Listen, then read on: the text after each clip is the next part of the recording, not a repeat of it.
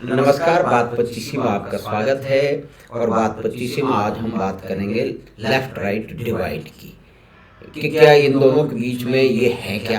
पहली बात तो ये लेफ्ट क्या है, राइट क्या है भारत के परिप्रेक्ष्य में या और किसी अंतर्राष्ट्रीय परिप्रेक्ष्य में, और फिर ये जो गैप है वो क्यों है, किस लिए है, क्या ये कभी भरा जा सकता है। तो डॉक्टर नीरज रावत जवाहरलाल नेहरू विश्वविद्यालय के छात्र रहे हैं। वहाँ के इस तरह की गर्मा गर्म बहसों में, इस बातचीत में उन्होंने खूब बढ़ चढ़ के हिस्सा लिया है। तो इस बात को बहुत ही नज़दीक से समझते हैं, तो उनसे समझने का प्रयास करते हैं कि एक विद्यार्थी या कि कोई भी व्यक्ति जो आइडियोलॉजी को इतनी गहराई से ना तो समझता है ना उसके पास समय है, तो वो एक आम आदमी या कि एक छात्र लेफ्ट राइट से क्या समझे और ये गैप असल में है क्या और क्या ये कभी भरा जा सकता है। तो डॉक्टर नीरज रावत, आप इस बात पे प्रकाश डालें मुख्य रूप से, और फिर हम इस जो एक डिस्कशन, एक बहस जो हम दोनों ने सुनी थी जयपुर लिटरेचर फेस्टिवल की अंतिम बहस इसी विषय पे थी, उसके आलोक में भी हम बातचीत करेंगे कि उसमें जो दोनों तरफ के महारथी थे उनके क्या बयान थे और वो क्या कहना चाह रहे थे। आपका स्वागत है डॉक्टर नीरज रावत। धन्यवाद माधव जी, बात 25 में दोबारा आमंत्रित करने के लिए, और सभी बात 25 के दर्शकों को और सुनने वालों को मेरा प्रणाम, नमस्कार। Madhav ji, left and right, ये जो दो टर्मिनोलॉजी हैं, मैं इनके अंदर कोई भी भारतीयता नहीं है, मैं तो ये मानता हूँ। और ये मेरा ज्ञान पिछले 15 से 20 साल का जो मेरा चेंज हुआ है, जो दुनिया में घूम के मैंने सीखा है, भारत को भी जो समझने का मुझे मौका मिला है, भारतीय राजनीति को भी जो समझने का मौका मिला। क्योंकि जब मैं छात्र था तो मैं ही नहीं, अधिकतर लोग उस समय में ना तो हमारे पास आम जीवन को जीने की कोई व्यस्तता होती है, किताबों की पढ़ाई लिखाई करते हैं, और वो समय भी अलग था, 80 का दशक था जब मैं जवाहरलाल नेहरू विश्वविद्यालय में था।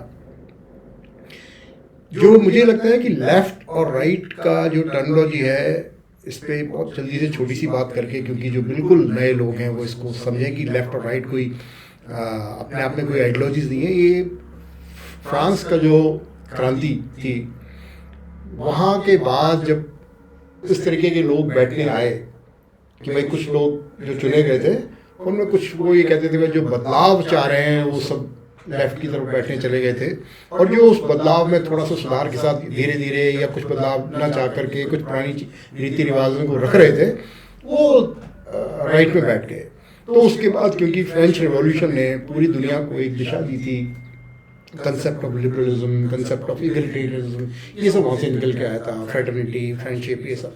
तो ये जब निकल कर आया था तो उसके बाद से फिर जो दार्शनिक आए, जो राजनीतिक क्षेत्र में जो लिखने वाले आए, वो एक एक किसी तरीके की लाइन लेते चले गए। क्योंकि क्या होता है कि कोई भी बदलाव किसी सुधार से अगर जुड़ा हुआ होता है तो वो एक अच्छी बात होती है। तो जो लेखक गण होता है उसका एक ये स्वभाव होता है, मानवीय स्वभाव होता है कि वह जो जिनके पास ज़्यादा कुछ नहीं है उनका रिप्रेजेंटेटिव बनकर कुछ लिखे। ये स्वाभाविक है, और ये किसी भी समाज में होगा। जिस व्यक्ति को लेफ्ट राइट के बारे में नहीं पता होगा तो भी वो ऐसा ही करेगा। मेरा हिंदुस्तान के परिवेश में मेरा सिर्फ कहना यह है कि ये क्यों नहीं फिट बैठते। पहले मैं इतना बता देता हूँ, क्योंकि जो ये फिलॉसफी है इसमें मार्क्सिज्म का एक बड़ा रोल आता है उसके बाद लेफ्ट और राइट को डायरेक्शन देखने के लिए। उस वक्त समाज काफ़ी हद तक शोषण पर भी आधारित था। जिनके पास संसाधन थे, जिनके पास संसाधन रहित जो लोग थे, उनका शोषण अत्यधिक भी होता था, ये सच बात है। लेकिन आप इसी संदर्भ में अगर हमारी कुछ पुरानी पुस्तकों को अगर पढ़ेंगे, जो हमारे पुराने चंद्रगुप्त की मौर्य की किताब की के समय की किताबें कुछ पढ़े हैं या कुछ पढ़ें, तो हमारे यहाँ शायद मानवीयता, क्योंकि हमारा जो वैदिक जो लाइफस्टाइल है हमारी, उसमें इतना अमानवीय जितना वो शोषण विदेशों में या वेस्टर्न वर्ल्ड में बताया जाता है, जिसकी वजह से राइट लेफ्ट का जो डिवाइड इतना बड़ा, वो इस विचार से ही बड़ा। हमारे यहाँ कई ऐसी कहानियाँ हैं जो मैंने तो बचपन में सुनी, अगर मैं आज उनको बड़ा हो के रिलेट करता हूँ तो हमारे यहाँ जो राजशाही प्रथा भी थी जो पूरी दुनिया में भी थी, तो उसमें भी एक बड़ा मानवीयता रहती थी। कई ऐसे किस्से कहानियाँ हैं जिसमें जो भामाशाह लोग थे वो कई गरीबों को मदद भी करते थे। फिर हमारा जो प्रकृति के प्रति एक जो लगाव था, तो हमारे समाज में ये जो लेफ्ट और राइट का जो कंसेप्ट था ये एक्चुअली फिट बैठता ही नहीं है। सबसे पहली बात तो मेरा ये ओपनिंग स्टेटमेंट रहेगा। लेकिन फिर भी थ्योरेटिकल पॉइंट ऑफ व्यू के लिए अगर बात करें तो लेफ्ट उसको कहा माना जाने लगा जो शुरू के दशकों में वर्ल्ड वॉर 1 और वर्ल्ड वॉर 2 के बाद से जब रशिया में ज़ारिज़्म खत्म हो रहा था, तो वहाँ जो बदलाव आया in the name of socialism, जो लेनिन ने और मार्क्स के बेसिस पे पढ़ के और जो चीज़ें जो उन्होंने अपना पीपल्स को इकट्ठा किया, जिनका पीपल्स मूवमेंट है उसको, तो ये जब जो बातें करी कि भाई जो पुराने ज़ार या राजशाही है वो ख़त्म हो रही है और जो आम जन है वो ऊपर आ रहा है, तो उसको उन्होंने एक लेफ्ट थिंकिंग का और उस तरह के रूलर्स आए, जैसा कि उन्होंने कहा कि अगर हम ये देखें कि लेफ्ट से निकल कर के आया था। देखिए विचारधारा को आप कह दीजिए कि लेफ्ट तो ये होगा जो अच्छा बदलाव है वो है, गरीब को बंटवारा मिल रहा है वो लेफ्ट है, तो फिर तो लेफ्ट है ही सही। लेकिन सवाल ये कि क्या ये वो व्यक्ति नहीं कर सकता जो किसी और विचारधारा में बिलीव करता है? क्या ये काम वो नहीं कर सकता जो वैदिक धर्म से पढ़कर चला आ रहा है? वो भी करता है। कोई जैसे भारत में कई जातियां हैं, भाई मैंने कितने अच्छे जमींदार लोग देखे हैं जो बड़े उस तरह के लोग भी थे कि आम जनता के साथ मिलकर रहते थे, आम जनता का भला भी करते थे। तो क्या वो मतलब एक उस जब तक कि उसको एक्नॉलेज नहीं करेगा कि मैं लेफ्टिस्ट हूं उसको माना नहीं जाएगा। तो ये मेरा मानना है कि जो आज पूरा डिस्कशन इंडिया में जो हो रहा है, जो कुछ भी नहीं जानता है या कुछ थोड़ा बहुत सुनकर एक फैशन जो बन चुका है कि यार ये ऐसा कहोगे तो आप मॉडर्न माने जाओगे, आप पढ़े लिखे माने जाओगे, ये मेरा मानना विचार ऐसा है कि जो दूसरी विचारधारा के लोग थे वो एक तो उस मेन लाइन में स्क्रीन लाइन में थे नहीं, उस वक्त एक पर्टिकुलर विचारधारा के लोगों का डोमिनेशन था, तो उन्होंने उस लेफ्ट जो वर्ड के तहत जो उसकी डेफिनेशन दे दी है उन्होंने अपनी मर्जी से दे दी है। लेकिन कहीं ऐसा तो है नहीं कि लेफ्टिस्ट भी ऐसा करेंगे, राइटिस्ट ऐसा नहीं करेंगे। अच्छी बात है, कोई भी दूसरा थिंकिंग वाला कर सकता है। तो ये मेरा लेफ्ट का है। लेकिन लेफ्ट की उन अच्छी बातों से अगर आप देखिए, जब मैं युवा था एज ए स्टूडेंट, मैं वामपंथी विचारधारा के साथ जुड़ा हुआ था, पॉलिटिकल विंग के साथ जुड़ा हुआ था, तो वो एक अलग बात होती है क्योंकि आप युवा के नाते पूरी दुनिया के जो समस्याएं हैं, समाज की जो संरचना है उसको इतना ज़्यादा नहीं समझते हैं। हम अपने घर से अपनी लिमिटेड पढ़ाई करके सीधे विश्वविद्यालय में आते हैं, वहाँ आपको संगी साथी जिस तरह के मिलते हैं, जिस तरह के आपके शिक्षक गाइडेंस करते हैं, जिस तरह की किताबें आप पढ़ते हो, तो वो विचारधारा का एक प्रभाव रहता है। और मुझे इसमें कोई शर्म भी नहीं है ये कहने में कि भाई मैं वामपंथी था। मैं आज भी कई विचारधाराओं से उनकी एग्री करता हूँ और मुझे आज भी वो विचारधारा फिलोसफिकल लेवल पे, बुकिश लेवल पे मुझे आज भी बहुत अच्छी लगती है और वो शायद अच्छी है ही क्योंकि। लेकिन क्या जिन्होंने उस किताब का, उस विचारधारा का नाम लेकर आगे बढ़े, जिन्होंने शासन स्थापित किए, चाहे उसको आप रशिया को ले लीजिए या चाइना को ले लीजिए या नॉर्थ कोरिया को, आप अब नॉर्थ कोरिया जैसे कंट्री को भी कुछ लोग लेफ्टिस्ट मानते हैं, तो यही मेरे लिए तो शर्म की बात है क्योंकि वो वामपंथी विचारधारा अल्टीमेटली डिक्टेटरशिप में टर्न हो जाती है और हर जगह होती रही है। स्टालिन का जो रूल आया था रशिया में, आप देखिए लेनिन के बाद जो आया उसमें मतलब कहानियाँ हैं कि भाई कितने ही लोगों को मरवा कटवा दिया था। चाइना जो माओ से तुंग के साथ से शुरू हुआ था वो आज किस दिशा में चला गया, वहाँ पर क्या आज़ादी है आपको? तो लेफ्ट क्या चाहता, अब जैसे लेफ्ट को अगर आप इससे एसोसिएट करोगे ना, जहाँ लेफ्ट होता है वहाँ ऐसा नहीं होता, तो लेफ्ट नहीं, हम तो ये चाहते हैं।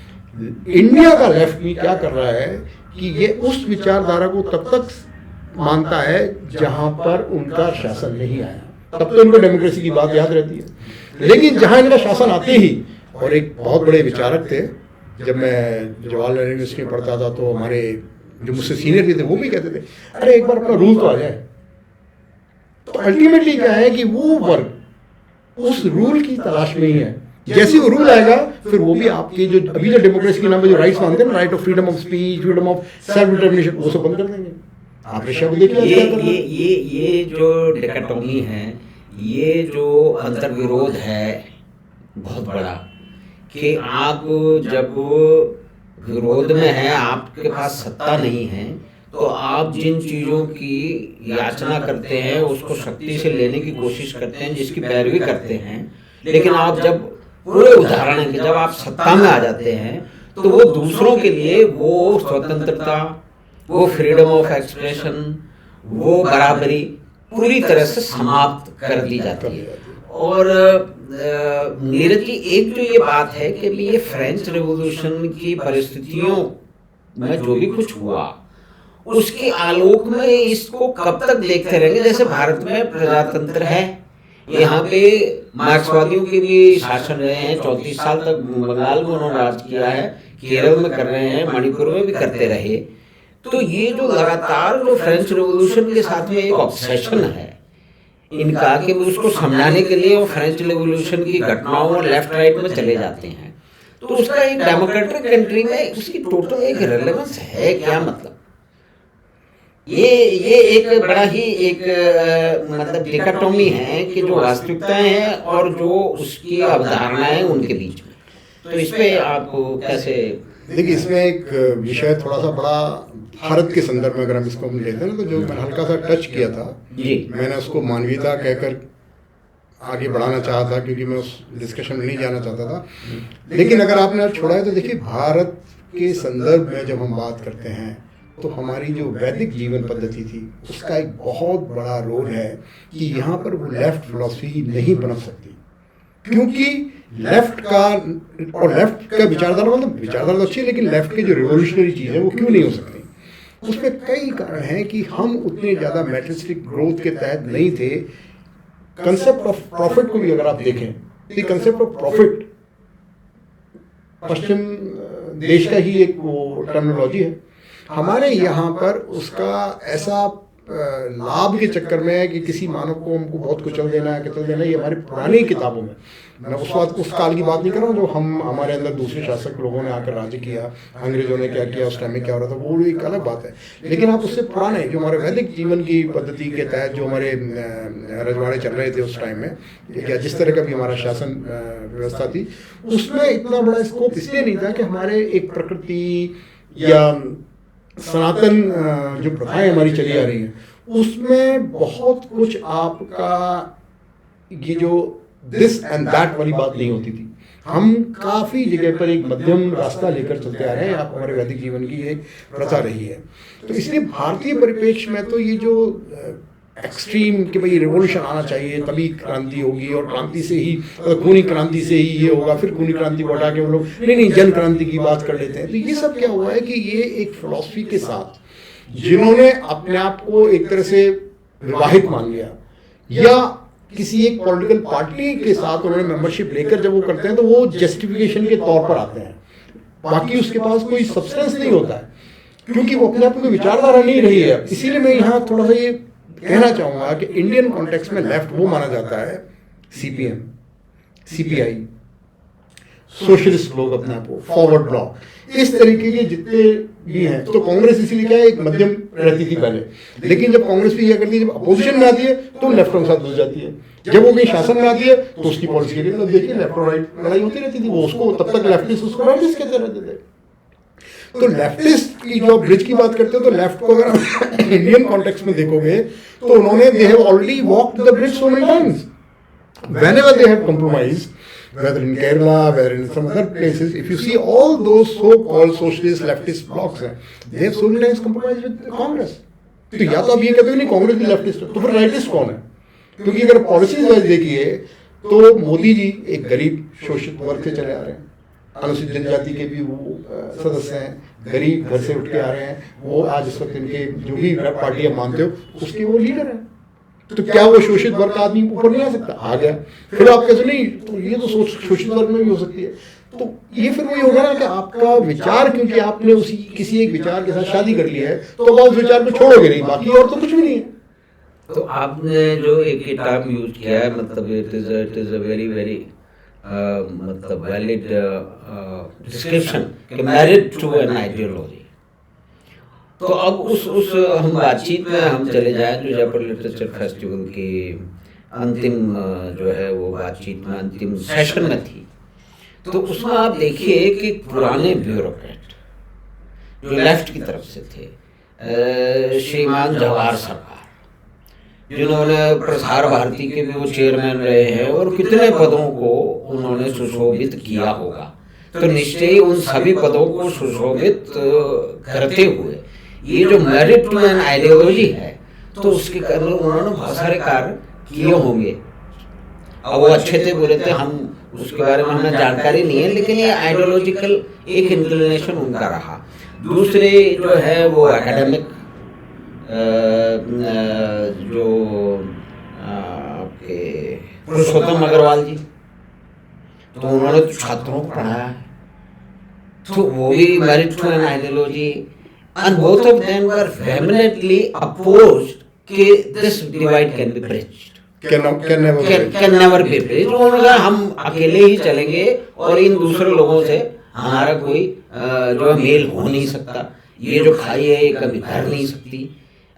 तो ये एक नई जो अछूतवाद है कि भाई फलाने लोग अछूत हैं। कुल मिला के फिर वंदना शिवा तो एक सोशल वर्कर है ना, उनके बारे में कई सारी बातें हैं कि वो ऑर्गेनिक फार्मिंग वगैरह जो है उसको उन्होंने बहुत प्रमोट किया है, और ऐसा कहते हैं कि ऑर्गेनिक फार्मिंग के कारण ही लंका की ये परिस्थिति हुई है, क्योंकि ओवरनाइट आपने बिना किसी परिस्थिति के, बिना किसी जो है ना प्रोसेस के, एक वायबल प्रोसेस के आपने रातों रात बदल दिया, तो उससे वो संकट में आ गए। तो ये तीनों लोग तो बिल्कुल इस बात के खिलाफ थे कि ये जो खाई है कभी भी बढ़ सकती है।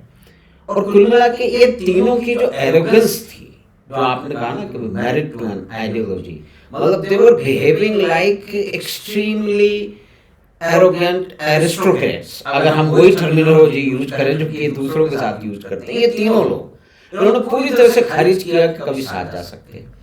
तो ये जो एक इतनी बड़ी जो ये मेरिट टू एन आइडियोलॉजी है, और ये सब अपने जीवन में सब कुछ देख चुके हैं, सब 70 साल के आसपास और उसमें हैं, और आज तक उन्होंने कभी भी ये एनालिसिस नहीं किया कि भाई ये आइडियोलॉजी प्रैक्टिस में कहाँ रही।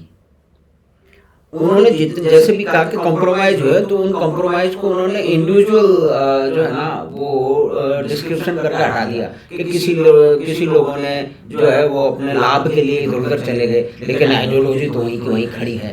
मतलब व्यक्तियों में दोष है, आइडियोलॉजी पूरी तरह से प्योर है, पूरी तरह से पवित्र है, और वो जो काम करने के लिए आई है या उसका उत्पादन हुआ है या सामने आई है वो करती रहेगी। तो ये जो एक एक्सट्रीम एरोगेंस है, मतलब which was visible in the words they used, वो जिस लहजे में बातें कह रहे थे और जिस तरह से किसी संभावना से इनकार कर रहे थे कि ये खाई कभी भर नहीं सकती, तो ये एरोगेंस जो है ना, ये इसके मूल कारण क्या है? ये मतलब आप लोग तो उन लोगों के साथ बहुत अधिक रहे हैं। देखिए, मैं आपको जैसे मैंने पहला टच किया था कि हम जब युवा होते हैं तो हम किन चीज़ों से प्रभावित होते हैं। देखिए, नए नए आते हैं, लिमिटेड ज्ञान होता है, लिमिटेड आपका एक्सपोजर है, वर्कफोर्स में आप अभी उतरे नहीं हो, समाज की दूसरी समस्या में आप उतरे नहीं हो, तो आप अच्छी बातों से अट्रैक्ट होते हो। मैं आपको यही कहना चाह रहा हूँ कि जब आप सारी जो अच्छी बातें हैं बदलाव के नाम पर उनको आप लेफ्ट अम्ब्रेला के अंदर शिफ्ट करा दोगे, तो कोई भी व्यक्ति जिसने भी जीवन ज़्यादा शुरू नहीं किया, मैं क्लास में रूम में बंद हूँ तो नेचुरली मैं उसको छिप जाऊँगा। जैसे आप रामायण पढ़ाओ किसी को, अब रावण ज्ञानी होते होते अंत में आप एक ये बात आती है ना कि वो बड़ा अभिमानी था। जब तक आप उसके अभिमान को हाईलाइट नहीं करोगे तो बुरा कहाँ लगता। वरना मैं, क्योंकि लाइकिंग और किसी की कहानी सुनने से क्या होता है, हमारे टीचर जो हमको कोई कहानी सुना रहा है उसमें रेवोल्यूशन की बात आ रही है, तो हमेशा सिंपैथी होती है यार वो हैव नॉट्स, अच्छा हैव नॉट्स ने हैव सच ना, तो आपको बड़ा अच्छा लगता है। और यार उतने दिन मजे कर रहे थे, अभी ये लोग आए, क्रांति हो गई। फिर उनमें से मुझे कहा नो भाई the power has to flow through the barrel of the gun, मतलब ये अलग अलग स्लोगन आए और उसको क्रांति का रूप क्या होगा इस पे, तो वो क्रांति सबको अच्छी लगती है। लेकिन वो क्रांति जब तक अगर पॉजिटिव क्रांति होती है, बदलाव के लिए होती है, तो बहुत अच्छी बात है। मैं ऐसे वामपंथियों से या ऐसे विचारों से एक बात कहता हूँ कि भाई अगर आप ये कहते हो कि बदलाव अगर जनता ने किया है और जो बदलाव मांग रहे हैं उनके साथ आप नहीं हो, तो आप मतलब राइटिस्ट हो। तो भाई 2014 में बदलाव हुआ ना इंडिया में, तो क्या इंडिया लेफ्टिस्ट हो गया पूरा? वो बदलाव के लिए है ना भाई, वो जो चला आ रहा था उसमें बदलाव आया। तो जो बदलाव आया, आप कहते हो बदलाव करने वाले लेफ्टिस्ट माने जाते हैं, ऐसा नहीं होना चाहिए। यही मैं कह रहा हूँ, इसलिए कि लेफ्ट की कोई विचारधारा अपने आप में नहीं है। आपने बस कुछ अच्छी चीजें चुना, हम इसके लिए करते हैं, इसके लिए करते हैं, लेकिन आप ये बताइए उस विचारधारा के तहत जो लीडरशिप ऊपर आती है और उनके साथ जो कोई भी स्टेट गई या कहीं कंट्रीज के लेवल पे देखिए, आप तो ये देखिए कि उसके बाद नतीजा क्या हुआ है। उन्होंने वहां आकर जब शासन पद्धति अपनाई तो उनको क्या अपनाना पड़ा? क्या ऐसा हो सकता है जैसे पीपुल्स रिवॉल्यूशन की बात की जाती है लेफ्ट में? पहली बात तो revolution, what kind of revolution? मार काट वाला उनको हटाना है। कोई प्यार से हटता है क्या? तो छीना झपटी होगी। संसाधनों का अगर आप लड़ाई चाहते हो, नहीं मैं तो टाटा से ये छीनूं, बाटा से वो छीनूं, तो टाटा को इतने घर में बंद करके बैठा है क्या? या कोई भी जो आज का कोई भी औद्योगिक जो बड़ा समूह है उसका, वो अपने कोई घर में लेके बैठे होते हैं? वो बड़े ही होते हैं, उनको बीच में मैनेजर्स आ गए हैं। सबसे बड़ा जो मेरा मानना है कि 70s का जो लेफ्ट का जो ग्रोथ चली थी उसमें बदलाव लाने की वजह सबसे बड़ी है technology has disrupted their all planning and everything.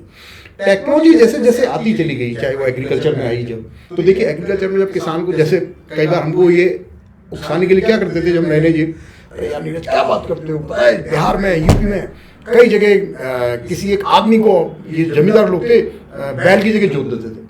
आपने देखा तो नहीं था, पर क्योंकि आप वहाँ पे तो आप, अच्छा ऐसा होता था तो अपन क्या लगता यार बड़ा गलत होता था आदमी, तो आपके अंदर क्या भावना आएगी कि भाई मैं इसके साथ जुड़ जाऊँ? सिंपल ये सोच होती है। लेकिन आप उसको जब रियलिटी में देखिए कि जब आपको अपना अर्थव्यवस्था चलानी है, आपको अपना परिवार चलाना है, आपको अपनी स्टेट चलानी है, आपको अपना पूरा समाज आगे चलाना है, तो कोई व्यवस्था अपनाओगे। उस व्यवस्था में लेफ्ट के पास वो ये कहते हैं कि भाई आम जन के पास रिसोर्सेज रहेंगे, तो वो आम जन रहेगा कैसे? जैसे वो रिसोर्स का मालिक बना वो तो स्पेशल हो गया ना। स्किल्ड वर्कर क्या होता है? उसके बाद वो स्किल है। अब आपने अगर, अब जैसे इस बजट में अगर आप देखें, आज के बजट में जो शुरू मोदी जी ने किया है उसमें वो रूरल एरिया में जाके स्किल कर रहे हैं, स्किलिंग की बात कर, तो वो जो असहाय था, बेसहारा था, सडनली वो टेक्नोलॉजी यूज करेगा। हालांकि आज मोबाइल फोन की टेक्नोलॉजी से ऑलरेडी आप देखिए सूचना, डीबीटी डायरेक्ट बेनिफिट ट्रांसफर की जो स्कीम है, ये जो टेक्नोलॉजी आई कि भाई हम बैंक में से डायरेक्ट आरबीआई या जो भी उनके अकाउंट में जाएगा, पहले संभव नहीं था। जब मार्क्स के कुछ लिख रहे होंगे या लेनिन कुछ लिख रहे होंगे, जिनके पीछे लोग जितने जुड़े, ये सारी चीजें नहीं थी। तो क्या हो रहा है कि टेक्नोलॉजी ने इनका जो जितना डिसरप्शन किया है लेफ्ट एंड राइट, मेरा मानना है कि ये विचारधारा रहे कि किताब के लेवल पे रहे, आम जन पे, आम अखबारों में इस तरह की बहस, टीवी में बेवजह आके चिल्लाना विरोध की लाइन पे। और दूसरे जो, बल्कि मैं तो अभी ये देख रहा हूँ भारत में क्या हो रहा है कि जितने भी क्रिमिनल लोग हैं, पॉलिटिकल क्रिमिनल्स, वो सब ज्यादातर लोग लेफ्ट के अंदर अम्ब्रेला में इन्होंने अपने अंदर ले लिया। तो आप क्या संदेश दे रहे हो लोगों को? तो इंडियन लेफ्ट को ये देखना चाहिए कि हमारे बातें ही नहीं, आपका जो युवा है वो आपके बिहेवियर को भी देख रहा है। मैं इसी संदर्भ में एक बात और आगे कहना चाहूंगा कि कई बार अपन जब ये कहते हैं ना कि भारत में आज विपक्ष मतलब अच्छा मजबूत नहीं है, क्योंकि विपक्ष कई बार पंगु सा लगने लगा है मुझे। विचारधारा की तलाश में उनका रोना धोना यही रह जाता है। चाहे आप उनको देखिए जो कई बार अपने अपने गाँवों में सिर्फ उन्होंने बिजली दे रखी थी, वहाँ बम्बई के जो फिल्म वाले लोग हैं, महान लोग, उनको नचाते थे और वो अपने आप को लेफ्टिस्ट में शामिल है, उस वक्त भी तो आदमी है। तो आप मुझे बताइए सफाई महोत्सव जो भी, हाँ ये महोत्सव के नाम पे, मतलब मेरा मानना क्या है कि अगर आप जेन्युइन पीपल ओरिएंटेड आदमी हो, how can you even stand with them, how can you even tolerate them, how can you even identify with such people? वो कितनी बड़ी बातें करें, फिर तो आप थोड़ा आडम्बरी में है ही नहीं। यही हाल आप देखिए उन लोगों का। कुछ लोग जब बंगाल में ये राज करते थे, कांग्रेस पार्टी उसी लेफ्ट की भी, ऐसा नहीं कि भारत की जनता ने इनको विश्वास नहीं किया, इनको सपोर्ट दिया। जब ये विचारधारा के लोग ऊपर आए, राज करने का इनको मौका दिया, तो इन्होंने क्या किया? तो इसका मतलब उस विचारधारा से इनको शासन व्यवस्था के लिए कोई खास प्रेरणा नहीं मिलती। इनके एग्जाम्पल, इनके उदाहरणों से बात करनी चाहिए हमको। किताबों में हम क्या लिखते हैं, इसीलिए मैं कहता हूँ कि किताबी बहस तो ठीक है, किताबी बहस के नाम बहुत अच्छी चीज़ है, एक आपको स्टिमुलेशन मिल रहा है, बहस करिए। लेकिन नीरज जी, एक जो एक प्रैक्टिकल एक्सपीरियंस रहा है, 1848 में ये सब जो है वो लिखा गया और दास कैपिटल और ये सब सामने आया, फिर वो होते होते हुए रशिया में जार के सामने वो सब कुछ हुआ, और उसके बाद में शासन भी बदला रशिया में और चाइना में ये सब। लेकिन जो एक प्रैक्टिकल एक्सपीरियंस है वो आज भी, जो भी लेफ्ट क्या करेगा, लेफ्ट की आइडियोलॉजी क्या है, उसी की कहानियां सुनाई जाती हैं। जो वास्तविक जो अनुभव रहा इन शासकों का इन देशों में, समाजों में, जैसे कि मुझे थोड़ा बहुत अनुभव रहा है फॉर्मर ईस्ट जर्मनी के पार्ट में रहने का और कई बार रहने का और उसमें लोगों से मिलने का भी। तो उसमें जो कहानियाँ सुनी है तो उनको तो यहाँ हमने वामपंथी दोस्तों ने बताया तो उन्होंने कहा कि ये तो सीएए का प्रोपेगेंडा है, यानी कि कोई भी बात आप मानने के लिए तैयार नहीं है।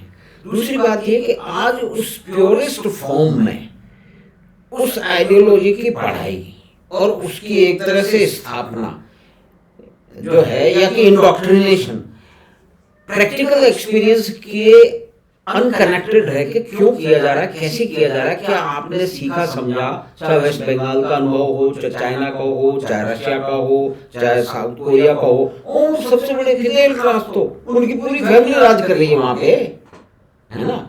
चे गुवेरा ने कहा था कि क्रांतिकारी वो है जिसके नाम से, जिसका नाम सुन करके जन शत्रु जो है वो मूर्छित हो जाता है और उसकी वो गोली से और उसकी हिंसा से वो डरता है। तो इस तरह की हिंसक भावनाओं को जब एडमिनिस्ट्रेटिव स्ट्रक्चर में ये लोग आए तो इन्होंने क्या किया, तो ये जो अनुभव है उसके आलोक के बिना ये आइडियोलॉजी की जो पढ़ाई सारे विश्वविद्यालयों में हो रही है और यही सब महान लोग जो हैं उनके साथ ही कर रहे हैं, तो क्या इसमें ये दृष्टि क्यों नहीं आती है कभी प्रैक्टिकल एक्सपीरियंस को भी उसके साथ जोड़ें और फिर कोई उसकी दोबारा से समीक्षा करने की क्या आवश्यकता नहीं है? बिल्कुल आवश्यकता है। और मेरा तो इसमें मानना यह है कि ये जो कुछ विषय ऐसे होते हैं जिनको आम जन को बड़ी चॉइस के साथ ही पढ़ने के लिए अवेलेबल होने चाहिए, क्योंकि मेरा मानना है कि जो बेवजह की लेफ्ट और राइट की जो एक आर्टिफिशियली इन्होंने क्रिएट कर रखी है debate, it is only to justify their existence.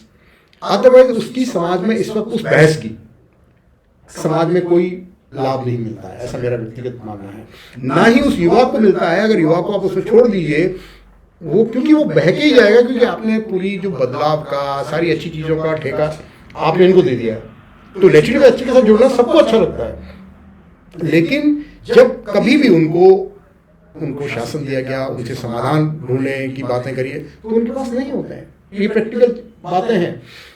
Laces fair जिसको मतलब फ्री मार्केट इकोनॉमी कहते हैं, उसमें कम से कम आप देखिए ट्रांसपेरेंसी की बात तो होती है, पारदर्शिता। कि आपने ये क्यों कहा, क्या करा, ये मान लो। अच्छा भाई, इनके आधार पर जो कंट्री आज 3 देशों को कह सकते हो कि उससे निकले हुए हैं, वो कितने उतना प्रैक्टिस कर रहे हैं, रशिया, चाइना, नॉर्थ कोरिया। क्या इन तीनों देशों से आप किसी चीज़ की कोई उम्मीद कर सकते हो इसकी ट्रांसपेरेंसी की पता चल जाए? आपको उनकी जो सरकार का जो स्टेटमेंट आया सिर्फ उसी के अलावा कुछ नहीं कर सकते। लेकिन आप देखिए कि क्या हिंडनबर्ग ने जो भी कोई एक जो निकाली है रिपोर्ट किसी एक कंपनी के बारे में, इंडिया की किसी एक कंपनी के बारे में, क्या हम रशिया की किसी का निकाल सकते हैं? आपको डाटा ही नहीं मिलेगा। क्या चाइना का निकाल सकते हैं? आपको कुछ मिलेगा ही नहीं। जो है वो उनके पास है, तो वो सही कैसे हो सकता है उस विचारधारा के तहत? इसलिए मेरा मानना है कि जो आज अपने आप को लेफ्टिस्ट कहकर किसी भी चीज का विरोध करते हैं, वो स्यूडो उनको कहना ज्यादा मुझे अच्छा लगता है, क्योंकि व्यवहारिक बातें बिल्कुल नहीं है। अब इसमें एक महत्वपूर्ण मुद्दा ये भी आ रहा है कि जो ideological merit to the ideology ideologue हैं या कि उसके प्रशंसक हैं या कि उसके प्रैक्टिशनर हैं, जैसे कि लेटेस्ट फेस्टिवल में 3 महानुभाव, 2 महानुभाव और एक जो है वो सम्मानीय महिला थी,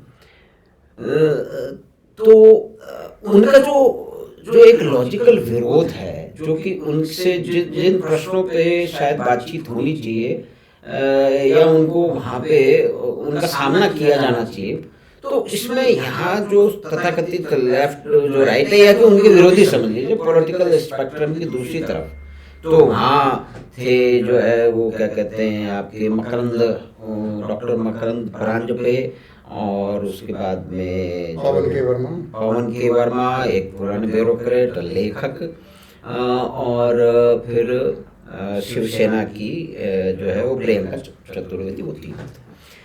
लेकिन ये इनकी एरोगेंस का जवाब नहीं दे पाए, क्योंकि एक सुप्रीम एक सामान्य व्यक्ति की तरफ से देखा जाता है कि इनके एरोगेंस का कैसे जवाब दिया जाएगा, ये क्या कर रहे हैं और क्यों कर रहे हैं।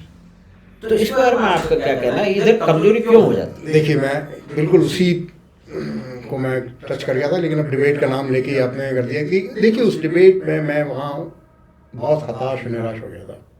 रीज़न क्या था कि उसकी क्वालिटी मुझे, क्योंकि मैं इन लोगों को, कुछ लोगों को तो पर्सनली जानता हूँ जिनके साथ मैंने समय बिताया है, और ये बहुत अच्छे तर्क रख सकते हैं, बहुत अच्छी बातें कर सकते हैं, लेकिन वहाँ पता नहीं क्यों वातावरण कुछ ऐसा हो गया था कि कुछ एक पक्ष चिल्ला चिल्ला के कुछ इम्पोज कर रहा है, दूसरा पक्ष उनकी उसी ट्रैप में फंस के, जो मैंने ये बातें कही कि भाई आप लेफ्ट कैसे हो, सबसे पहले उस जो भी बंदा वो ये पूछे लेफ्ट कैसे, लेफ्ट डिफाइन द लेफ्ट, क्योंकि किसी चीज का डेफिनेशन दोगे तब तो बताऊंगा ये अच्छा बुरा क्या है,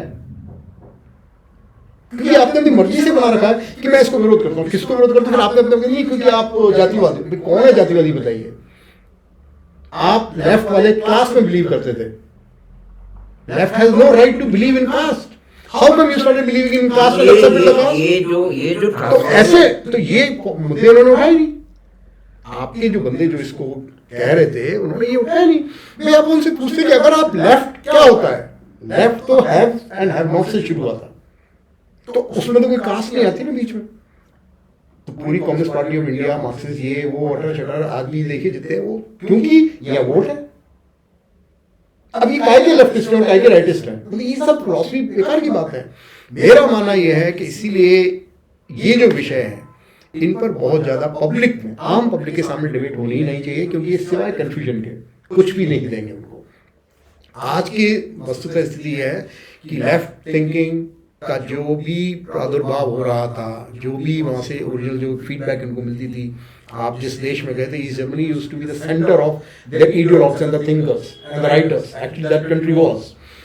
लेकिन अभी वहाँ से वो क्रिएटिव वर्क होना, टेक्नोलॉजी ने इनको सब कुछ खत्म कर दिया। वो वर्ग संघर्ष की परिकल्पना इनकी कि वर्ग टकराएंगे और ये होगा ना, तो आज वर्ग, ये वर्ग विहीन समाज हो गया है। नहीं, इसमें जो एक महत्वपूर्ण बात है कि इन सभी तथाकथित लेफ्टिस्टों ने या कि उसी तरह के विचार रखने वालों ने या कि सोशलिस्टों ने, जब ये डिजिटल पेमेंट की बात आई थी, जबकि तो उन्होंने कहा था ये तो कोई कर ही नहीं पाएगा।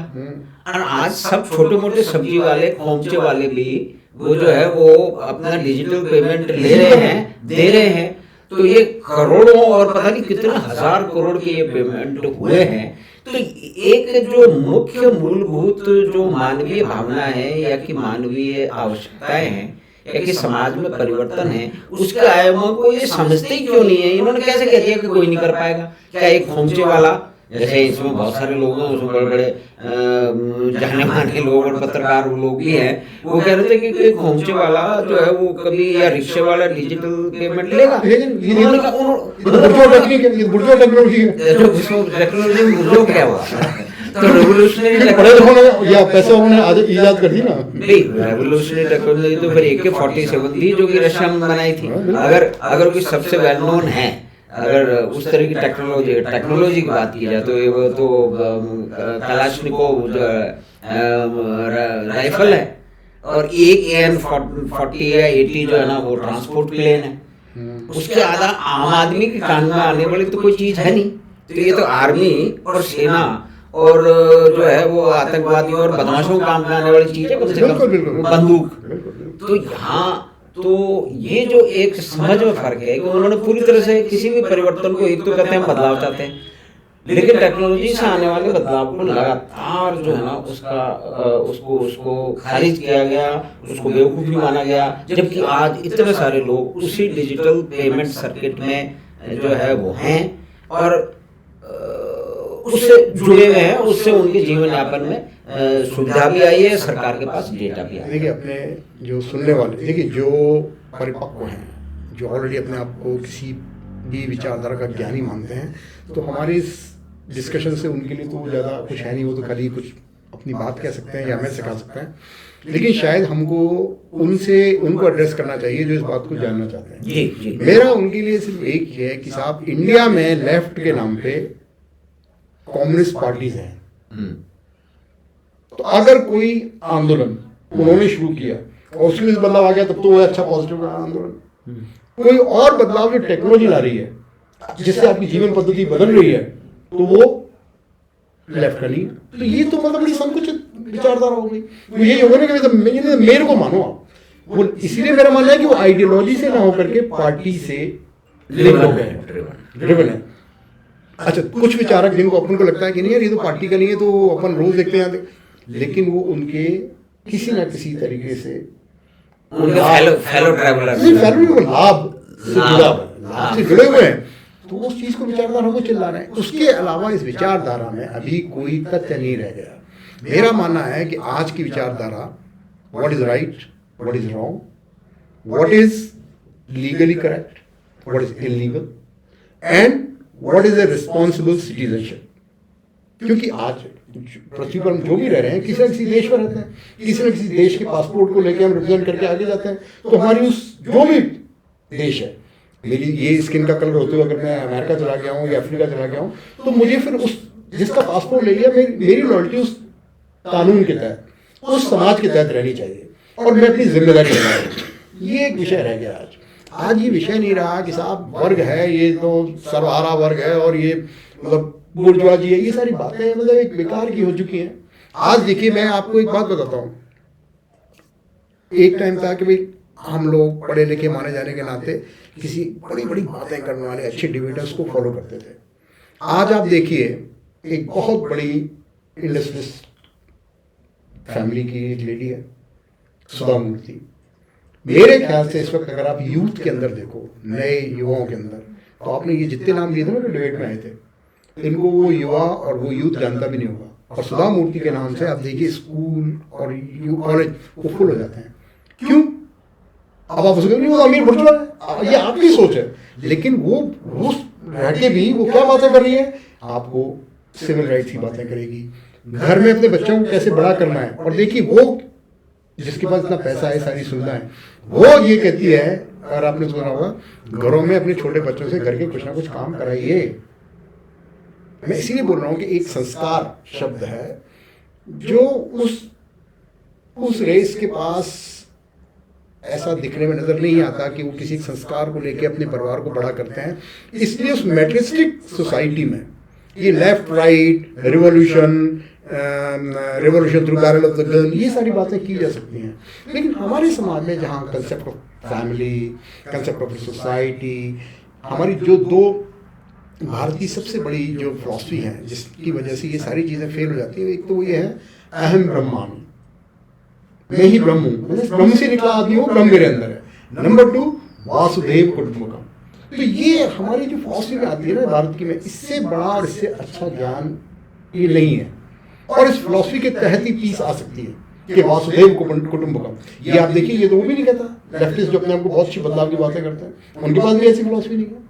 तो भारत के पास तो अच्छी चीज़ें ले जाने के लिए, इस पूरी पृथ्वी पर शांति व्यवस्था बनाए रखने के लिए, प्रोग्रेस करने के लिए, मेरे ख्याल से भारत के पास जो हमारे पास सांस्कृतिक विरासत है, आइडियोलॉजी के लेवल पे भी, व्यवहार के तौर पर भी, हमें सिर्फ उसमें विश्वास जता के उस चीज़ को आगे लाना है। बाकी लेफ्ट के अंदर आपने जो अच्छी चीज़ें दे दी हैं, देखिए वो अच्छी चीज़ें आप दे दोगे उनको, अपने आप ही सौंप दो, फिर आप उसे डिबेट करने की बात करो तो naturally you will be defeated, you will feel like being defeated. लेकिन भाई सबसे पहले आप मुझे पूछो लेफ्ट क्या है और राइट क्या है, फिर आप देखिए, फिर आपकी बात शुरू होगी। लेकिन वो इंडिया में एग्जिस्ट नहीं करता है, मेरा मानना ये है। एक बहुत ही महत्वपूर्ण, आपने एक बहुत ही लंबे और गहन जो है विचार विमर्श और समझ और अनुभव के आधार पर जो आपने एक अपना एक तरह से एक निष्कर्ष निकाला है कि भारत में तो उसका कोई रिलेवेंस ही नहीं है, ये सिर्फ पॉलिटिकल ग्रुपिंग है, और वो पॉलिटिकल ग्रुपिंग भी डेमोक्रेसी की पीठ पे सवार हो गई है। लेकिन वो उनके विचारधाराएं सब कुछ वही हैं। वो ऐसा कह रहे हैं कि भाई पॉलिटिक्स में भी कोई राजाओं का शासन चल रहा है। एक ये जो एक भ्रम है कि एक निरंतर क्रांति का भ्रम में भी डेमोक्रेसी में तो प्रजातंत्र में तो सरकारें बदल जाएंगी ना, और बदलती भी नहीं है। वो भी सत्ता में आए हैं, वो सत्ता से बाहर भी गए हैं। तो इनकी जो एक छद्म क्रांति का जो एक सूत्रपात है, वो छद्म क्रांति की जो नारेबाजी है, वो ये लोग लगातार चलाते रहते हैं। और शायद बहुत सारे छात्र, बहुत सारे युवा उस छद्म जो है ना, उसका जो एक सम्मोहन तो उसमें है ही, वो उस सम्मोहन में फंस जाते हैं। और इस तरह की चीज़ें हमने उस डिबेट के दौरान भी देखी। तो अगर हम इसके टॉपिक को ही लिया जाए, ये विषय है कि कैन दिस ग्रिप, ये दोनों के बीच की जो खाई है, ये क्या कभी भर सकती है, तो उसके बारे में हम कैसे इसका समापन करें इस बातचीत। देखिए, मेरा व्यक्तिगत मानना तो ऐसा है, ये खाई कभी नहीं भरनी चाहिए, क्योंकि जो खराब है और जो अच्छा है वो दोनों तक मिलनी नहीं चाहिए। क्या जरूरत है उनको मिलने की, बस उनको किताबों तक सीमित रखिए, और वो भी लिमिटेड पीपल जो सारा ज्ञान रखते हैं, समझते हैं, उससे उनको डिस्कशन करना चाहिए। क्योंकि वरना क्या होता है, जो ना समझ या कम समझ के लोग होते हैं, जो किसी फैशन की वजह से किसी का जुड़ जाते हैं, तो वो अपने 5 साल 6 साल 10-15 साल उसके साथ लगा देते हैं और फिर वो रियलाइज करते हैं, तो वो उसका एक व्यक्ति का मतलब आप ये समझिए कि बहुत सारे, जैसे आपने भी ये बात बताई, कुछ और भी मित्र हैं जो कि पूरी तरह से अपनी युवा अवस्था में और छात्र जीवन में वो वामपंथ के बड़े ही पैशनेट फॉलोअर थे, उसमें उनको जो भी कुछ ठीक लगा उन्होंने किया, लेकिन कालांतर में जब उनकी समझ किसी और दूसरे अनुभव से या कि विदेशों में जाकर के अनुभव से बदली, या कि भारतीयता को समझने की उसमें उस प्रोसेस के अंदर उनकी बदलाव आया, तो वो भी कह रहे हैं कि इसी तरह की कोई चीज़ें हैं नहीं, इनका रिलेवेंस है नहीं। और आपने जो महत्वपूर्ण समापन की ओर वो जो किया है कि इनकी खाई भरनी नहीं चाहिए, क्योंकि जो है ना, आप एक छद्म मतलब जो है ना एक स्वांग है। देखिए, मैं यही कहूँगा कि लेफ्ट या वामपंथ की बात के लिए इनको छद्मवादी कही है। जो छद्म के लोग हैं वो दूर ही रहे, वो अलग ही रहे। उनको जब कभी बहुत अच्छा लगे तो उनकी कोई बात सुन लीजिए आप, क्योंकि आप तो समझ के उसको कहाँ रोकना वो रोक लोगे। आम जनता ये पढ़े लिखे आदमी, एक इस डिस्कशन में बार बार बात हो रही थी कि इकोनॉमिक्स ऑफ 1%, तो पॉलिटिक्स ऑफ 1 और 2% भी कैसे चलेगी? एब्सोल्युटली, बिल्कुल बिल्कुल। मतलब ये बार बार, कम से कम वंदना शिवा ने बार बार उठाई थी कि इकोनॉमिक्स ऑफ 1%। भाई इकोनॉमिक 1% तो है नहीं, इकोनॉमिक तो स्केल पे और वो ऊपर से ट्रिकल डाउन भी है, और एक हर आदमी को काम किसी न किसी रूप में मिल रहा है उससे, लेकिन ये पॉलिटिक्स ऑफ 2% 1% कैसे? इन लोगों की एक बड़ी अजीब सी बात होती है जब इकोनॉमिक्स में, जब हम ये कहते हैं ना कि आज इस उद्योगपति की इतनी वैल्यू हो गई और इतने संसाधन कंट्रोल कर लिए, क्यों घर में बंद करके संसाधन कंट्रोल कर रहा है? वो शेयर वैल्यू है। अब किसी व्यक्ति की शेयर वैल्यू 3 दिन में कितनी गिर गई है? तो ये लेफ्टिस्ट थिंकर्स क्या करते हैं कि जब इनकी इच्छा होती है तब तो शेयर मार्केट की बात को कोट कर देंगे, वैसे कहेंगे नहीं शेयर मार्केट तो दिस नॉट रियल इकोनॉमी। तो आप, मैं इसीलिए बोल रहा हूँ कि ये तो सिर्फ क्या है क्योंकि आपने कुछ पकड़ा हुआ तो मुझे उसको जस्टिफाई करते रहना, और उसमें देश के जो अच्छे विचार चल रहे हैं ना उसमें एक गलत मंतव्य लेकर के किसी चीज़ को घुसा देना, उसको उलझा दे रखना, फिर उस पर डिस्कशन चलते रहना पूरे दिन। ये मेरा मानना है कि ये बिल्कुल बेवजह की चीज़ें हैं। सभ्य समाज में जहाँ पर अधिक लोग शिक्षित हैं वो ये सब कुछ समझते हैं। आप किसी को उनके टीवी देखिए, कितनी देर इन विषयों पर और किसी एक विषय पर ऐसी चीज़ों पर डिबेट होती है, उसकी आवश्यकता नहीं है। आज आप देखिए कितने लोग, क्यों टीवी की इस तरह के जो डिबेट्स होती हैं हम क्यों नहीं देखते उनको? एक तो जो व्यक्ति आएगा वो मान लो उस पर ये स्टिग्मा लगा हुआ है ऑलरेडी, वो इस चीज़ को लेकर आ रहा है, वो यही कहेगा, बढ़ा रहेगा। वो अच्छी बात को सुनने में, तो ये फिर इससे लाभ क्या हो रहा है? ये तो खाली वो for the sake of debate हो गई, तो वो बंद कमरों में करते रहिए, अपनी किताबों में करते रहिए। भाई बहुत सी किताब लिख रहे हो, कितनी बिकती है, क्या होती है, छोटी है। आज सुधा मूर्ति की बातें कही हुई, वो किसी विचारधारा से नहीं आ रही ना, अपने आपको अपने अनुभव से जो उसने अचीव कर लिया, फिर अपने व्यवहार से वो लोगों का दिल उतरी है, उसकी बातों को लोग गा रहे हैं, समाज में लोग उसकी बात को अपना रहे हैं। बड़े बड़े पेरेंट्स अपने बच्चों को मोटिवेट करके दे रहे हैं, उसकी बातचीत भी होगी और कई विचार सामने भी आए होंगे। इसको समापन से पहले हम जरा सी बात करें कि टेक्नोलॉजी की ये लोग हैं, इसके साथ भी टेक्नोलॉजी से बड़े भयभीत हैं और उससे दूर रहना चाहते हैं और टेक्नोलॉजी का इस्तेमाल भी कर रहे हैं। आज ये देखिए कि सबसे बड़ा जो टेलीफोन का प्राइवेटाइजेशन हो उसका विरोध किसने किया? उन्होंने ही किया। जब मोबाइल फोन आने लगा उसका विरोध भी उन्होंने किया, जब कलर टेलीविजन आने लगा उसका भी उन्होंने विरोध किया, और आज जो है ना वो सब लोग जो है ना महंगे से महंगे फ़ोन लोग, इसमें से बहुत सारे लोग, सारे तो नहीं, वो लेकर के घूमते हैं। और टेक्नोलॉजी से एक दुराव जिसने असल में अगर बराबरी की परिस्थितियों में जनता को एक छोटे छोटे मतलब सबसे मतलब साधन विहीन व्यक्ति को जो है वो दूसरे के साथ जोड़ दिया है, या उसकी समस्याओं में कमी की है, उसके कम्युनिकेशन को बढ़ाया है, या कि उसकी स्किल को बढ़ाया है, या उसको बेहतरी से काम करना है, तो वो तो टेक्नोलॉजी ना। यानी कि अगर परिवर्तन की बात की जाए तो ये मार काट करके जो क्रांति ला के जो परिवर्तन थे वहाँ तो कुछ हुआ नहीं है। तो ये जो स्वतः जो टेक्नोलॉजी का जो तकनीकी परिवर्तन है, जो अगर उसको रेवोल्यूशन नहीं बल्कि एवोल्यूशन कहा जाए, क्योंकि क्रांति तो रातों रात सत्ता बदलने की बात है ना, उसमें तो पॉलिटिकल जो है ना वो मोटिव है उसी से। तो ये जो ग्रेजुअल एवोल्यूशन ऑफ टेक्नोलॉजी है and wide spread use of technology with lower costs है, एब्सोल्युटली। अब आज इतनी बड़ी जो है हमें हमारे देश में अंबानी और अडानी को गाली देने की एक बहुत लंबी परंपरा है, तो लेकिन उसमें जो इंटरनेट का यूज कर रहे हैं उनको ये भी ध्यान रखना चाहिए कि भारत में इंटरनेट की दरें शायद दुनिया में बहुत कम है, सबसे कम है या उसके आसपास हैं, तो उसका पूरा श्रेय जो है ना वो अंबानी की कंपनियों को और उनके लोगों को जाता है, लेकिन ये बात करीब मानेंगे नहीं। तो कुल मिला के आपने जो समापन ये किया कि भाई इसमें खाई को भरनी ही नहीं चाहिए, कोई जरूरत ही नहीं है उसको भरने, क्यों भरने दें अपन। बिल्कुल सही बात है। तो इस बात पे हमने लेफ्ट एंड राइट क्या है और उनकी रेलेवेंस क्या है, उनकी दूरियां क्या है, तो उस पर हमने बातचीत की डॉक्टर नीरज रावत से, और उनका भी ये विचार है, इनके एक लंबे अनुभव और जो है वो अध्ययन के बाद में, कि इस खाई को वैसे ही रहना देना चाहिए, इसको भरने की कोई आवश्यकता ही नहीं है, क्योंकि एक जो समूह है वो इतना अहंकारी है कि वो इस बात के लिए मानेगा भी नहीं, तो उनको अपने अहंकार के साथ ही जहाँ भी वो टंगे रहना चाहते हैं वो टंगे रहें, और बाकी दुनिया और समाज और देश आगे बढ़ता रहेगा। मैं इसमें थोड़ा अहंकार भी कई बार कहना उचित नहीं होता, कुछ अहंकारी हो सकते हैं, लेकिन कुछ की मजबूरी हो जाती है क्योंकि वो आइडियोलॉजी से ज़्यादा उस पॉलिटिकल पार्टी के लॉयल हो जाते हैं। बीइंग डॉगमेटिक, दूसरों को डॉगमेटिक कहते हैं तो एक्चुअली दे बिकम डॉगमेटिक। तो उसमें फिर क्या होता है कि वो जस्टिफिकेशन ढूंढते हैं, तो उनके अंदर एक कॉम्प्लेक्स आ गया था कि मैं आज कैसे मान जाऊँ।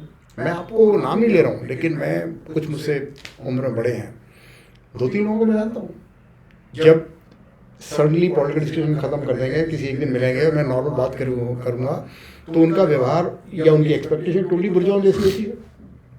लेकिन जब आपने उनको टॉपिक ला दिया तो उस पर बहस करेंगे थोड़ी देर के लिए, फिर वो कभी जब खत्म होगा, अरे भाई हम भी मानते हैं कि यार ये अपना वैदिक रीति ये थी तो इसको भी कुछ नहीं कहना चाहिए।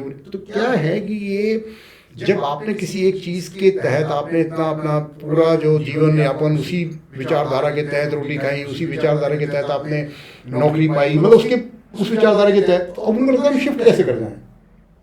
मेरा मानना क्या है कि वो विचारधारा कभी आपको सशक्त नहीं कर सकती जिससे आपको ये कॉन्फिडेंस दे दिया कि जिस दिन आपको ये पता चल रहा है कि भाई ये संतरा जो है यार मीठा भी है लेकिन थोड़ा खट्टा भी है। अगर मेरे में ये शक्ति नहीं आई किसी विचारधारा के तहत या मेरे अपब्रिंगिंग के तहत, तो वो विचारधारा कितनी कमजोर है। आप अपने अंदर सुधार, मतलब मुझे बिल्कुल शर्म नहीं है कि हाँ जी मैं खुलेआम बिल्कुल एक वामपंथी विचारधारा के राजनीतिक अंग के साथ जुड़ा हुआ था, बिल्कुल जुड़ा हुआ था, जितना मैं उस वक्त जानता था इसलिए जुड़ा हुआ था।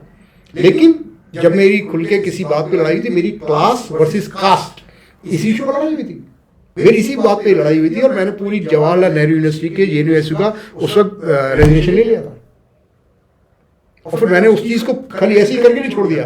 72 घंटे बिना खाना पिए खाए उस साल, मतलब सोया भी नहीं था 72 घंटे मैंने पूरी जेएनयू में, क्योंकि वहाँ देखिए लोग जेएनयू को गाली देते हैं, वो बड़ा आसान है कहना, लेकिन जेएनयू में किसी विचारधारा का अपना पॉइंट ऑफ व्यू रखने के लिए आपको बहुत मेहनत करनी पड़ती थी हमारे टाइम में। तो मैं रूम गया था, हॉस्टल गया था, मैस टू मैस गया था, उस 72 घंटे में 1 से 3 हुए, हम 3 से 6 हुए, 6 से हुए। वो रिकॉर्ड था कि मैं विदाउट जेएनयू बैनर अपने पीछे 1200 स्टूडेंट्स को लेके जेएनयू से आता, जेएनयू की स्ट्रेंथ उससे हार्डली 1600 होती थी, और विदाउट नोटिस हम लोग मुनीर का होते हुए आरके ब्रह्म का चक्कर लगा के वापस आ गए थे, और वसंत स्टेशन की पुलिस, क्योंकि मुझे वो सब उसमें पता नहीं था, क्योंकि जब मुझे लगा कि अब लोग ये समझने लगे, क्योंकि वो सारी लड़ाई कास्ट वर्सेस कास्ट पे थी, जो हमारी जीपीए में लड़ाई थी, जहाँ मेरा बदल से विद्रोह हुआ, लेकिन उस वक्त जो भी था वामपंथियों की वो हिम्मत नहीं थी कि मुझे वो खुले में बर्खास्त कर सके उस टाइम, क्योंकि मेरी पॉपुलरिटी एक अलग थी, और क्योंकि वो सारी चीज़ें इलेक्टोरल पॉलिटिक्स हो जाती हैं। तो लेकिन फिर भी मैं ये कहूँगा कि उस विचारधारा में, उस संगी साथी में जो कमरादरी थी हमारी, वो बड़ी अच्छी थी, और बड़े अच्छे लोग विचारधारा के लोग भी थे। मैं आपको बताता हूँ एक और एग्जाम्पल, एक हमारा अच्छा साथी स्वर्गवासी हो गया है, फिल्मों में चला गया था, तो कॉमरेड जब शब्द आता, हमने इस पर डिबेट किया था, मैं नया पहुंचा तो कुछ लोग कॉमरेड करके बोलते, तो मैंने कहा यार ये कॉमरेड वर्ड कहाँ से आया, क्या मीनिंग है। तो कुछ लोगों ने तो अपना कुछ जस्टिफाई दिया, नहीं ये होता है कमरादरी है, ये संजय चौहान जो अभी उसकी डेथ होगी, तो उसने कहा था Neeraj instead of comrade we can call each other साथी। मतलब मेरा मतलब देखिए ये विचार जब से डिस्कशन होता है, इस तरह का जीवन एक दूसरे साथ बिताते मजा आता है, आपकी साथी दोस्त बनते हैं, आइडियोलॉजिकली आप एक दूसरे सोचते हो, खाली सोचते हो कि यार आप भी एक गरीब के लड़ोगे, मैं भी लड़ूंगा, लेकिन मेरी विचारधारा या मेरे संगठन में क्या वो शक्ति है कि मैं वैसा रह पाऊंगा। क्योंकि मैं तो इस बात में कहता हूँ ना भाई, आज ये जो फिलॉसफी के तहत जहाँ भी आपको शासन मिला वहाँ आपने क्या किया करके बताइए। आपके पास ऑल्टरनेटिव नहीं होता है, फिर आप वही, आज चाइना में सबसे बड़े कैपिटलिस्ट है, सबसे बड़ी मैं कहता हूँ जो कैपिटलिस्ट सोच है वो वहाँ पनप रही है। और कहाँ वो हैव नॉट्स है सब एक जमाने में, जब माओ से तुमने उनको इकट्ठा किया था, अब ये करेंगे वो करेंगे, डेंग याओपिंग लाया, आज शी जिनपिंग, मतलब जो कर रहे हैं इस पर बहुत लंबा डिस्कशन हो जाएगा, लेकिन वो जो कर रहे हैं वो क्या है, ही इज टोटली मतलब चेंजिंग व्हाट माओ से तुम ब्रॉट। धन्यवाद धन्यवाद डॉक्टर नीरज, आपने अपने लंबे अनुभव और स्टडी और आपका जो एक लंबा साथ रहा है विचारधारा के साथ में, और उससे फिर आप दूर भी हटे अपनी समझ जैसे जैसे आपकी बढ़ी, या कि मान लीजिए कि उसमें जो दूसरी चीज़ें जब समझ में आई तो आपने इस पे एक बहुत ही अपने पैशनेट तरीके से उसको समझाया, तो उसके लिए आपका धन्यवाद। और आपने जो इसका जो कंक्लूजन आपने किया, जो इसका निष्कर्ष निकाला कि ये जो दूरी है, ये खाई है, ये छद्म और वास्तविकताओं के बीच में है, तो ये रहनी चाहिए और इसको भरने की कोई आवश्यकता भी नहीं है, क्योंकि ये भरी भी नहीं जाएगी, क्योंकि कुछ मूलभूत समस्याएं इन लोगों के बीच में हैं। तो आपका बहुत धन्यवाद डॉक्टर नीरज रावत।